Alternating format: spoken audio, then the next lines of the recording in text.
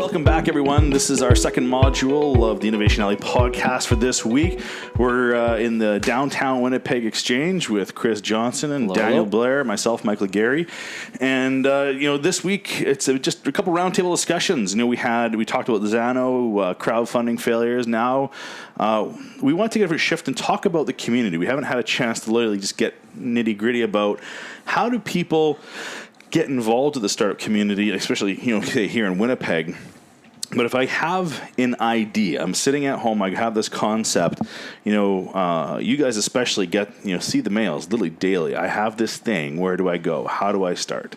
So many people come walking into my office and say, all right, I have an idea. Get her going. Where do I go? How much money, how many millions of dollars, Dan, can you sign over to me now? Where's the magic factory? For 3%. Here's what people genuinely want to know, a lot. They walk in, they have an idea, and they just want to know where the magic slot is that you drop this idea, and then it just poops out money on the other side. Yeah. Well, they can still maintain their day job, still maintain their family time, still have time to go out with their friends on the weekend and evenings. And I don't have time for any of those things. Where's the slot? I want the slot. Right? Tell me. No, that's honestly how I sort of feel a lot of the time. And I, we're all, everyone in the community, very giving of their time, coaching and mentoring. And I think that's one of the first things that needs to be sifted through. I know when people, call me or email me, it's the same thing. It's like, okay, so you have to quickly sniff out, like, how serious are you? And that's different than not understanding the process. So today's talk, I think, is really less about those folks, but I think that comes up a lot. But so let's say you punch through and you actually, they understand the commitment this is going to require. Yeah. These people have already been to Pitchfire. Right. Yeah. So maybe you've done a wrap-up weekend or whatever it is. But there's certainly a heck of a lot of people out there who just sort of almost surprisingly don't know the process or like what to do next. Mm-hmm. And it's funny because you can tell people something 1,000 times, but until they go through it in context, it's sort of like it doesn't matter. Yeah. Right? So right now, I have an idea. Again, you mentioned Pitchfire or Ramp-Up Weekend. Those are very very early ways to get into the local community, but it's the Dragon's Den style stuff I debate where you're taking your idea and you're articulating the real first business model around it in pitch form, right? Where it's not a fully working model, but I've got this prototype pitch. I've maybe found, if Ramp Up Weekend, I've found a developer, I've made a lightweight prototype. So now I've gone from an idea to a handful of people liking my idea, helping me out, but there's no paper. There's no legal contracts between us probably. We maybe finished a weekend or a pitch, and there's a group of excited people around me. Well, now what? So if I'm engaged into the community in that definition phase, how do I take a really good idea I'm excited about? How do I build that next level of formalization where I have something that expectations are met? Are you on the project? Are you in the project? Who's putting money in? Where's stock coming in? Yeah. How do you deal with that? Well, first things first, let's presume, and it's not a safe presumption, but let's presume that this mystical idea people have already gone and done some validation. I'm not talking Ramp-Up Weekend validation. I'm talking the month or two. Yeah, Ramp-Up Weekend sort of 52-hour validation is one thing, but you got to get your ass out of the building for like a few months. I would argue. You need to understand, you need to ask, how do you do this today in your business, right? What are the shortfalls? What's the process look like? How do we make it better? And that's whether you're dealing with a physical product or whatever. You need to be interviewing customers, buyers, suppliers.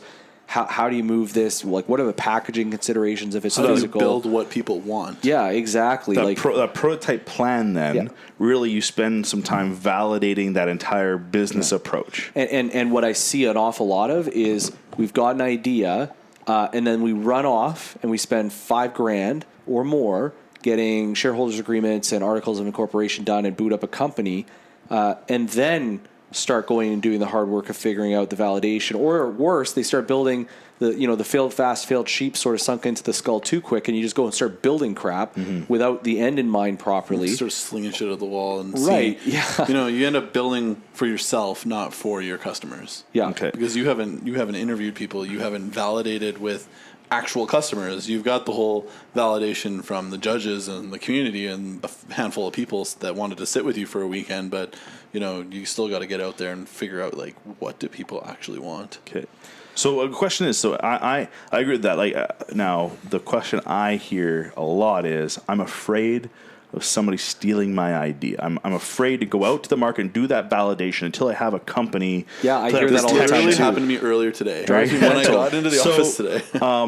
Do we have a canned answer for that? Well, What is the gate before they should spend If the $5,000? your idea is so easy that you're going to tell me it so that I can point you in the right direction and then I'm going to steal it, it's done. Yeah. Okay. No, I think the answer is what are we talking about? Because, listen, in life science, bioscience, and research, of course, proper patents required. But even having a patented idea is completely different. You can't patent your marketing channel and strategy. So wonderful, you have a patented idea. I can't copy the idea. Well, there are other ideas that are just off that patent that I could whip up, arguably. What you're trying to do is forget the product. People get so focused. Oh, if I tell you my product, you're going to copy it. Who cares? You know what's easy? Building products. You know what's really freaking hard? Finding channels, marketing partners, customers, how to convert, financing. Like all of that All stuff the is really hard. nitty-gritty So of yeah, it. so everybody who's listening, please settle the heck down on protecting your idea. Get out of the building and ask people who are going to be involved. If you need them to sign an NDA, awesome. Guess what? You do not need a corporation to get someone to sign an NDA. So if you really are feeling paranoid, do that. It's going to tailor your audience. It's going to pirate right down because people aren't going to want to talk to you as openly with an NDA. But like that's the thing. I think there's this huge thing where I got an idea. Okay, great. So I understand what's going to take. Okay, gate check. Now I'm going to go out and validate. Okay, check.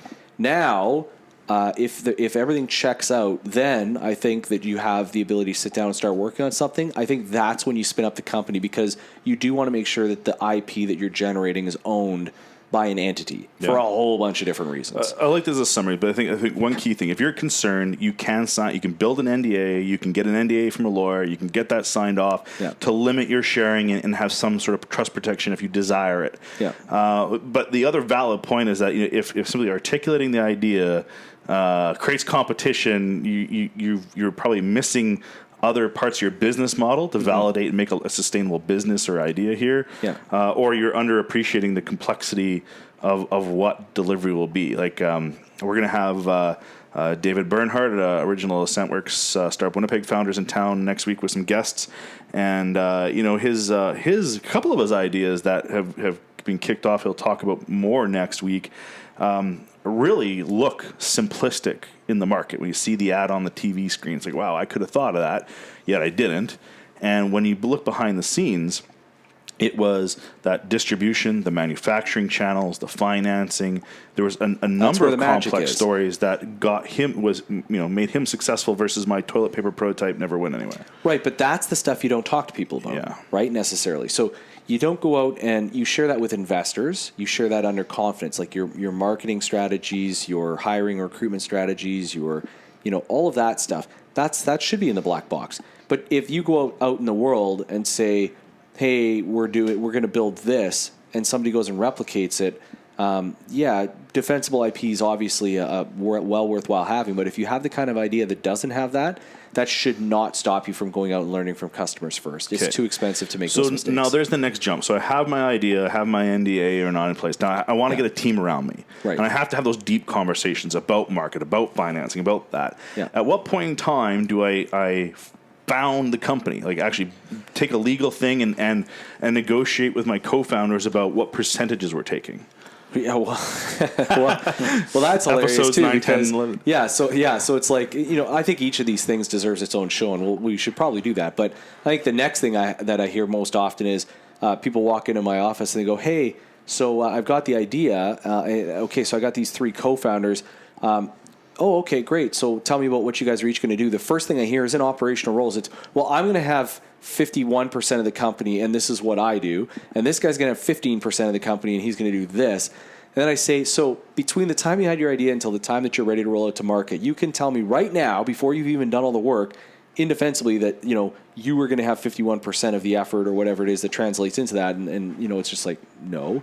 So it seems like what a lot of people get caught in the trap of is arbitrarily setting up a capitalization table of shares, so the share split, based on what they think is going to happen, which based on if you listen to the last podcast, the Zano, you probably have no idea what's about to happen. I would certainly say I never have, having gone through this. And so That's a trap. Do not get into that. What's it going to breed? Contempt, resentment, anxiety, stress, inflexibility. If you're going to get caught in that trap, for the love of God, have a vesting period over 4 years, let's say, and a cliff. So it's like, you have a 4-year vest with a 1-year cliff, so that anybody from the team gets canned or isn't cutting it, you can let him go and you don't owe them part of the company. But after a year with that, right, like they might accelerate, a full year's worth of their share. So you take my 20%, after 4 years I'm going to own it. Every month I invest another 48th of it. Like, for the love of goodness, at least do that. Okay. So knowing this is a subject unto itself, but what I heard there is don't go form a company with hard defined numbers of ownership with your handful of founders. Consider things like vesting, consider things like expansion of staff, consider things like people are going to leave the project or won't be able to cash call. Changing life scenarios. Like to be fair, I'm a guy who had a baby in the middle of starting a startup, and I appreciate that changed my effort level and capability. But you know what? When we started, that wasn't even on the radar. Mm-hmm. So life happens, and I think that it's too difficult to predict what's going to come over the next few years in terms of effort. And I think it's a trap. I think just boot up the company, get the IP in the company, certainly have a shareholders agreement, certainly have a way of handling these things. But what I often hear is, okay, we've been working on this for 6 months, we're going to spin up the company, and then they just go out and then you own that share. Now you can't do anything. You're sort of stuck. Yeah, so I think it's important that, for one, you validate how much effort everyone's actually putting in. You make sure you're working with the right people. But like Chris said, life happens. People change. People get involved in other things. All of a sudden you find out that someone's not pulling their weight. You got to make sure that you can handle that appropriately. Yeah. Otherwise, you'll. Or they're maybe not the right person to scale. Yeah. Right? Exactly. They were great at three team members, but they're the wrong person at 75 team members. Like they've exhausted their usefulness after building you that simple. Yeah. So the other thing, should I go online, download a template, or am I talking to a lawyer here? I assume I'm talking to a lawyer. Well, I think it's well worth the money to talk to a lawyer. I think there's too many good lawyers out there not to talk to who will deal completely fair and transparently. And I think that they see around corners that you don't yourself yet see through. And I think that it's important to know what you want to do more than it is to know how you're going to do it. That's what they do. You need to be able to go in and say, so here's what we do. Here's the relative percentages we think we're all going to be worth. They're going to sit down and they're going to tell you about vesting and why you should be considering it. But then they're also going to sit down and say, okay, so what's the plan? Are you guys going to run this business? Are you going to be acquired? Right? Because that's going to have a difference in how you set up the number of shares you have, or the things that go into the shareholders agreement to protect future investors. So there's a lot of things to consider. And I think as with building a product, having the end state in mind from validation is important. You need to do the very same thing with how you set up all the operations of the company. You need to know where you're going. So if you're looking for an exit, you better walk and talk like an exit, something that somebody can put a dime into, turn the key, and just drive away. So, from a last question and concept perspective here, so I went through the prototyping the idea. We created a team. We've now got to the point where we have some form of incorporated thing with the right kinds of vesting and elements, flexible elements that a lawyer and us like. Mm-hmm. And we're sitting around the table and we realize our prototype works. We've gotten some success, but we need more money to get going. We need like an angel round, a seed round, something to go from the 3 people, 5 people, and the $100,000 we had maybe to we need $1 million to get through the next year. Mm-hmm. Now, those kinds of questions, that's really the make or break time for a lot of startups is can you find that money and can you change your organization enough to feed those needs? Right and wrong approaches. Like if I'm looking for, say, $100,000 to $1 million, I know if it's I'm a manufacturing kind of product. I'm a international piece of software. These things will need lots of money. Not like pick on an app. Like I'm not a Flappy Bird where low effort, low cost in international terms. Yeah, the whole thing. Exactly. We're talking about larger types of business ideas. Yeah. What's the right approach to go get that $100 to $1 million? What are the thought process when somebody says, I need this money? How do you help me, Chris? Well, I think you're always raising, number one. If you're a startup, if you're building a scalable startup, you're raising the day that you had the idea. And so I think that as a founder, you need to make sure that you're putting a percentage in above 0 and less than 100, right? Depending on what you're trying to do, into building the right relationships with people well before you need them, which is true of anything. So I think that if you're looking to be acquired by someone, you need to start going out and having those people mentor you and be part of your board and advisors, and maybe they invest early in the company, and you have to sort of back everything out from that. And so yeah, if it's time to raise money, you got to know who. It's just like everything else. Who are you talking to? What are they looking for? There's differences in taking strategic partner investment than there is in taking an angel investor's money. Angels obviously tend to look to be part of the business. But the question is, are they looking to be engaged, or are they looking to have another business to run, or have opinions when they feel like it? Right, exactly. All very different kinds of people. Like, listen, I honestly think that just how to do an angel round is an entire conversation, and how to find the right people. But yeah, like, listen, you're always raising. If you're in a startup, it just feels like it never stops. You're either actually executing the raise, or you're preparing for the next round. Mm-hmm. And that means setting up the relationships, setting up the metrics, and everything else. And so yeah, by the time you go out to raise the capital, you should already know who you're talking to and what they're looking for. It's important that you're prepared, right? Like, you want to make sure that you have everything prepared well in advance, and you're not just walking in to raise money and saying, I'm not prepared, I don't have these metrics and stuff. Mm-hmm. So realizing that from the beginning, that you should be measuring things and have goals and stuff, so when you actually sit down with these people, you don't look like a chump. Yeah. So really insightful comments. Like, I found just the one there I found from history has been having that person in the industry, the person that might acquire you on your, be your mentor, be on your board.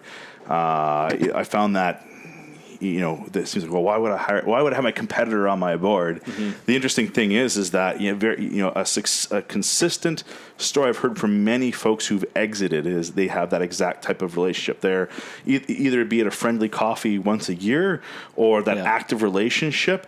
There was really some form of personal connection that really built the trust level to make that funding, make that acquisition, make that thing happen. Very seldom, I don't hear very often, other than big deals where we went to auction, we went to market, and somebody just acquired us. Yeah. In that startup phase, it really is about relationship much of the time.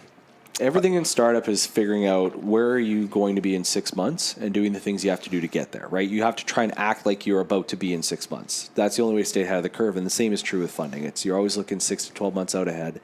And but yeah, so you have your idea, you go through all that. There's lots of steps in between, but as a process overall, I think it is just don't race ahead too quickly. Make sure you cover off the important basics as you go. So one final thing, because I want to close the community thought process here. So we have things like Manitoba Technology Accelerator, the Eureka Project, so incubators and accelerators in your community. Yep. We have money, we don't have money. When's the right time to look at an incubator or accelerator in that first little bit of a startup? Well, I think it's important before we even start to mention that the incubators are a little different here than they are other places, where the incubators aren't necessarily investing in your company. For like, if you're looking at something like 500 startups, where you get an investment, work in their incubator, and they're kind of giving you that head start. Here, you're going to have to raise money elsewhere, but then you have those, situations where you have the mentorships and stuff like that. Yeah, so I think that that's true, but I think that whether you're looking at Eureka or MTA here locally, or you're looking at 500 or elsewhere, no matter what, they're investing in you. No matter what, you're not paying what the goods are worth, right? Like, there's some sort of augmentative something from either a fund that's helping offset those costs, or government programming. So I would give the same advice as I would with an investor. Start the relationship early. I don't think it's ever too early to go and have a coffee with a guy like Jeff Risner at Eureka and just say, hey, here's what's up, here's what I'm going to do. And he's going to say, well, listen, like, when you've got boom, boom, boom, and whatever that is specific to your business, he's going to sit down and go, here's boom, boom, boom. And when you're there, you come knock on the door. Mm-hmm. And you know what I would do? I would go knock on the door way before I got there again. And I'd be like, hey, man, I've moved the needle on these, and these, and I'm on the way to here, and like, just keep that conversation going. It's no different. And a funny thing happens when you engage investors early and partners early and things like that is, and especially like customers, clients, when you're doing validation, if you do enough validation the right way, you're building early customers.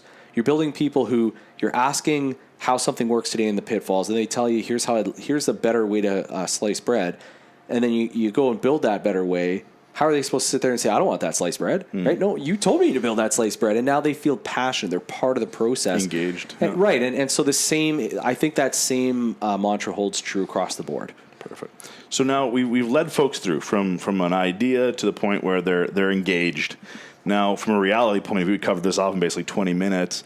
What are the starting points? And now we talked about ramp up weekend and the like, or if I want to get out and find more information about the local community, what's a good starting place? Buddy program. Go find a founder. Talk to them. Find someone. I have people email me all the time, and they don't know how to get involved. So, I get an email, and anyone can email me, dan@bitspacedevelopment.com, and I bring them down here, introduce them to people, and just, maybe I'm not going to be their buddy, but they might find someone who's more in line with what they're trying to do. And that's kind of how I got involved. So I came down and I started meeting people, and then I just kind of got roped into the community myself, and now I have a whole bunch of stuff happening down here. So it's important that it's easy to approach this community, but finding that the whole buddy system thing where now you've got someone to kind of help you get in, and then let you just go and do all your stuff. So and I think we have Startup Winnipeg, Amelia Narku, the community coordinator, can point in the right direction. Attending a ramp up weekend, touching base with Scott McCauley, Red River, it's just events Marshall with and MTA, Jeff and Eureka. So there's a number of ways, and then just again, Joelle from Futurepreneur, also an interesting starting point into the community if you have Futurepreneur something needing funded. It. So again, from a listener point of view, there's a tons of different ways, but again, we've connected the first step of the journey, and we'll hop into the modules again and again to focus on these topics. So thank you very much, guys, and we'll talk next week.